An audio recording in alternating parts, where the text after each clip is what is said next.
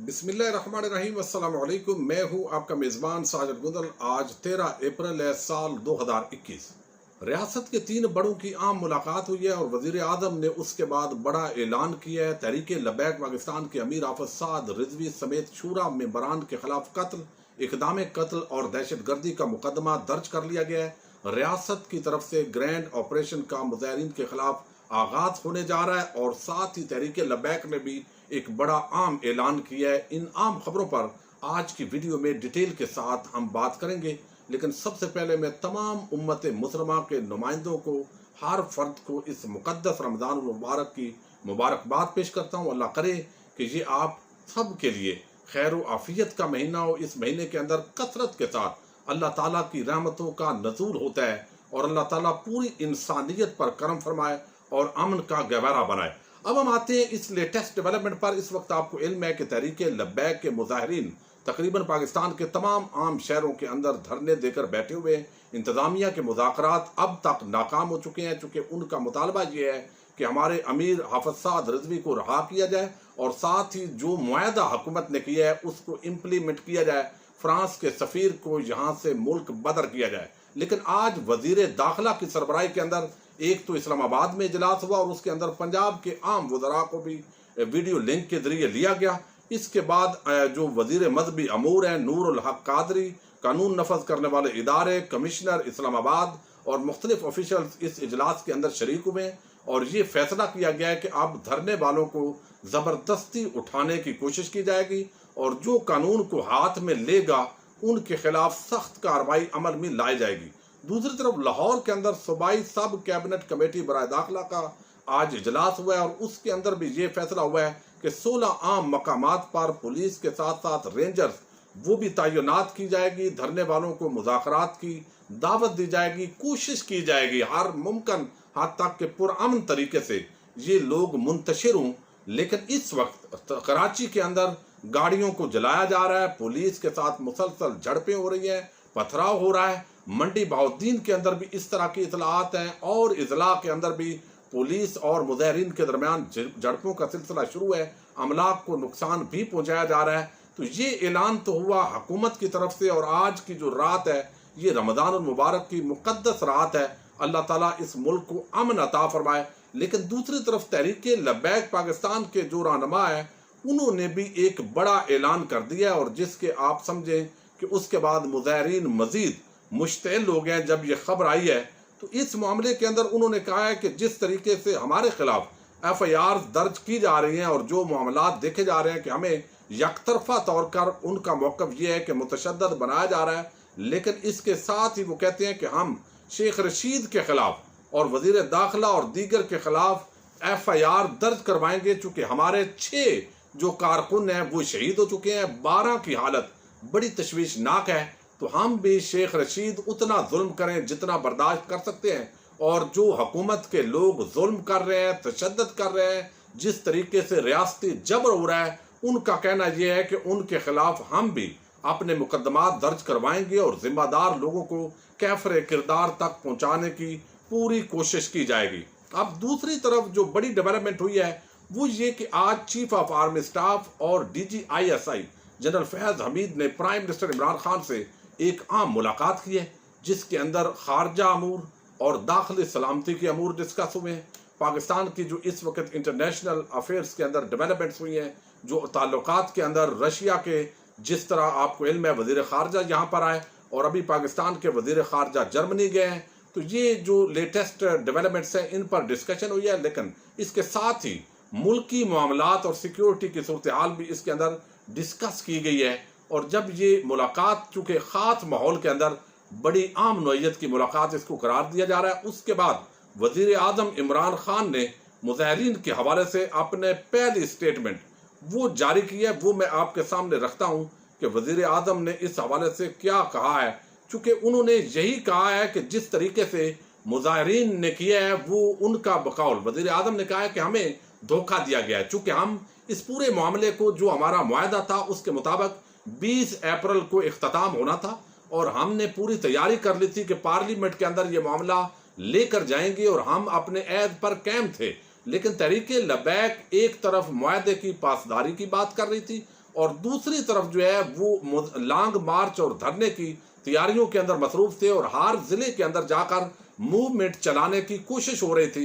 इन हालात के अंदर हमें कुछ ऐसी इतलाआत थी जिससे लगा कि मुल्क के हालात खराब हो सकते हैं, तो इसलिए हमें ये एक्शन जो है, हुकूमत को इस तरह के एक्शन और फैसले लेने पड़ते हैं। तो ये प्राइम मिनिस्टर इमरान खान की एक आम जो है वो स्टेटमेंट सामने आई है। चूंकि आज जब जनरल बाजवा, जनरल फैज हमीद और वजीर आजम की मुलाकात हुई है, फिर काबीना का इजलास हुआ है, वहां पर भी ये डिस्कशन हुई है। इसके साथ ही वजारत दाखिला का भी एक आम इजलास हुआ है, पंजाब के अंदर भी एक दाखिला कमेटी का आम इजलास हुआ है। तो इसके साथ आज पूरा दिन जो हुकूमती ऐवान है वहां पर डिस्कशन का मौजू ये धरना मुजाहिरीन ही रहे हैं कि किस तरीके से इनके साथ निपटना है। और उसके बाद वजीर आजम, आपको इल्म है कि वो मामले को जब भी समझते हैं कि कोई ब्लैकमेल कर रहा है या ज़बरदस्ती कर रहा है तो उस मामले पर वो ज़्यादा खुल पर बोलते हैं। तो अभी ये पहली स्टेटमेंट प्राइम मिनिस्टर की आई है जब से ये मुजाहरे का सिलसिला शुरू हुआ है। लेकिन अब एक और बड़ी डेवलपमेंट आ गई है और मैं समझता हूँ इसके बड़े देर पा असरात होंगे।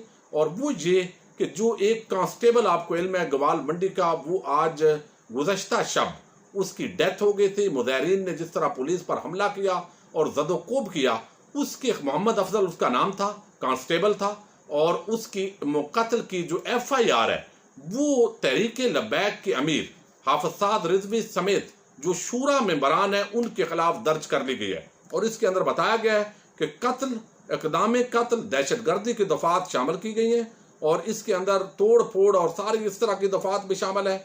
मुकदमे में साद रिजवी, एजाज रसूल, मोहम्मद कासम समेत दीगर जो शूरा के मेंबरान है उनको नामजद किया गया है। मुकदमा पुलिस के सब इंस्पेक्टर मोहम्मद तनवीर की मुदय्यत में दर्ज किया गया है। साद रिजवी के खिलाफ मुकदमे में दहशतगर्दी की दफा 780A भी शामिल की गई है।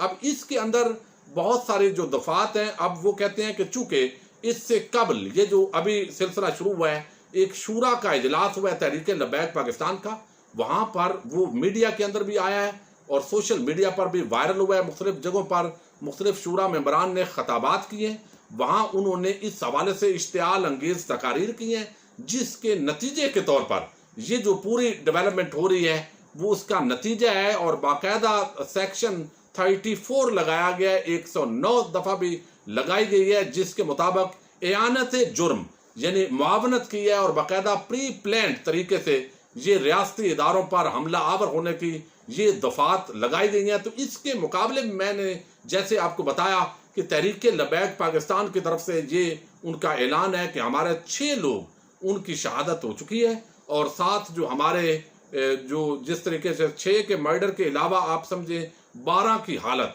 बड़ी तशवीशनाक है। इस वक्त बलूचिस्तान, खैबर पख्तूनख्वा, कराची और अंदरून सिंध के कुछ अजला और पंजाब के आलमोस्ट तमाम जो जिले हेडक्वार्टर है वहां पर एहतजाज जारी है। लेकिन बदकिस्मती ये है कि ये एहतजाज जो है वो बड़ा मुतशद्दद तरीके से एहतजाज हो रहा है। तो अब रियासत जो है, हुकूमत ने एक ग्रैंड ऑपरेशन का आज अनाउंसमेंट कर दी है और पूरी तरह मुज़ाकरात की मैंने बताया कोशिश हो रही है, लेकिन नहीं लगता कि ये मुज़ाकरात कामयाब हों। और अब इस मुकदमे के इंदराज के बाद एक तो तहरीक लब्बैक के लोग और ज्यादा मुश्तइल हो गए और कुछ ऐसे उलमाए कराम जिनकी फॉलोइंग पब्लिक के अंदर काफ़ी है, साकिब रजा मुस्तफ़ाई साहब, पीर अजमल कादरी साहब और इस तरह के लोग जो है वो भी एक्टिवली इन धरनों के अंदर खताबात के लिए पहुंच गए हैं, जिसकी वजह से उनके जो फॉलोअर्स हैं वो भी धरनों में आना शुरू हो गए हैं। तो अगर आज रात के अंदर कोई जो फैसला हुआ है उसको इम्प्लीमेंट कर लिया जाता है,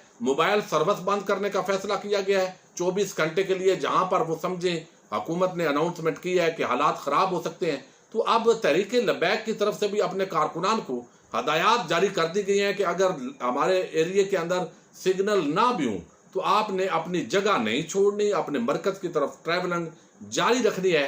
तो इस वक्त शदीद जलाओ गिराओ झड़पों का सिलसिला मुख्तलिफ इजला के अंदर शामिल है। और अभी मुझे खबर मिली है कि यहाँ मंडी बहाउद्दीन सिटी से आगे रसूल का इलाका है, वहाँ पर तेजी के साथ काफ़ी तादाद के अंदर एम्बुलेंस वो पहुँचना शुरू हो गई हैं और वहाँ पर भी कुछ झड़पों की इतलात है। अल्लाह ताला इस रमज़ानुल मुबारक के बाबरकत महीने के तुफैल पाकिस्तान को अमन का गहवारा बनाए और जो लोग यहाँ पर दीन इस्लाम के पैरोकार होने का दावा करते हैं, वो इस हवाले से देखें कि बजाय इसके कि वो अगर पीसफुल प्रोटेस्ट करना चाहते हैं तो वो करें, लेकिन ये अमलाक को नुकसान पहुंचाना, रास्ता रोक कर बैठ जाना, एम्बुलेंसेस को रोक कर बैठ जाना, फिर तशद्दुद, तोड़ फोड़, जलाओ गिराओ, इससे ओवरऑल जो तहरीक लब्बैक की तहरीक है उस पर मनफी असरात मुरतब हो रहे हैं। और जब पब्लिक के अंदर इस तरह के मनफी सेंटीमेंट पैदा हो जाते हैं तो उसके बाद मुतालबात आते हैं कि ये टेररिस्ट ऑर्गेनाइजेशन है, इस पर पाबंदी लगाएं। और जब पाबंदी लगती है तो बहुत सारे, चूंकि ऐसे लोग हैं, ऐसी जमातें हैं जो समझती हैं कि इस जमात पर पाबंदी लगाई जाएगी तो फिर वो एक जो उनका असल मकसद है वो पूरा होगा। वक्ती तौर पर वो इश्तिहार भी दिलाएंगे, वो नमूस रिसालत के आपके साथ मिलकर नारे भी लगाएंगे, लेकिन इसके साथ ही वो चाहेंगे कि इनके पर पाबंदी लगे। और मैं ये समझता हूँ कि ये पीसफुल अगर पॉलिटिक्स की जाए, कुछ मामलात के अंदर लचक रखी जाए, असूली मौक़िफ़ आप रखें, सब नामूस रिसालत सल्लल्लाहु अलैहि वसल्लम पर मर मिटने के लिए तैयार हैं। यकीन माने ये एक ऐसा इशू है, ऐसा हजूर नबी अकरम सल्लल्लाहु अलैहि वसल्लम की ज़ात से ताल्लुक है कि यहाँ पर देखना होता है कि इसके अंदर जो है वो सब मर मिटने के लिए तैयार होते हैं। लेकिन ये हुकूमत एक मुल्क की हुकूमत के साथ मामला है, और एक मुल्क जो पहले से मकरूज है, और बड़े जो मुल्क हैं बहुत तरक्की याफ्ता, जिनका पाकिस्तान पेरिस क्लब का बड़ा मकरूज है, तो या तो हम उनके कर्जे मुंह पर मारें जो हमने लिए होते हैं, और पहले जो हुक्मरान यहाँ मुल्क के अंदर रहे हैं पूरे पाकिस्तान को जकड़ कर तो गुलामी के अंदर वो चले गए हैं, अब वो मजे ले रहे हैं, उनकी जमानतें भी होती हैं, वो विक्ट्री के निशान भी बना रहे हैं। तो जब कोई मुल्क मकरूज होता है तो उसकी बड़ी मजबूरियां होती हैं। तो अल्लाह ताला पाकिस्तान को और तमाम पाकिस्तानियों को हिफ्ज़ व ईमान में रखे, और अमन व सलामती का अल्लाह ताला इस मुल्क को रमज़ान मुबारक की बाबरकत सातों के तुफैल वो गहवारा बनाए, और तमाम उम्मत मुसलमान को इस रमज़ान मुबारक की बरकतें समेटने की तौफीक अता फरमाए। अस्सलामु अलैकुम।